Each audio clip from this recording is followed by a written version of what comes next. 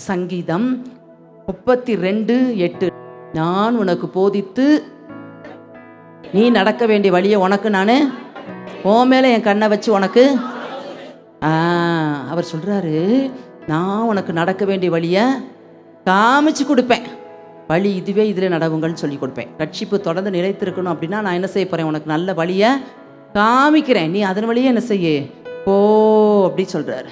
அடுத்து நெகேமியா 9:19 இப்படியாய் சொல்லுகிறார், மிகுந்த மன உருக்கத்தின்படியே அவங்கள யார இஸ்ரவேல் ஜனங்களை நம்ம தானே அது கைவிடலை, வழி நடத்த என்ன செஞ்சாராம், பகல்ல மேகஸ்தம்பமா வெளிச்சத்தை கொடுத்தாரு, நடக்க வேண்டிய வழியும் காட்டி கொடுத்தார். எப்படி?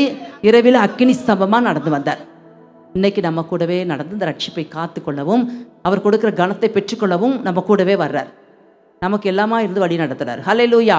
இதைத்தான் தாவீது வாஞ்சியா கேட்கிறாரு. எப்படி தெரியுமா? 143 சங்கீதம் 8, நான் நடக்க வேண்டிய வழியை எனக்கு நீங்க என்ன செய்யுங்க, காட்டுங்க ஆண்டவரே. யாரெல்லாம் அப்படி கேட்குறீங்களோ உங்க கூடவே இருந்து நடக்க வேண்டிய வழியை காமிச்சு கொடுப்பார்.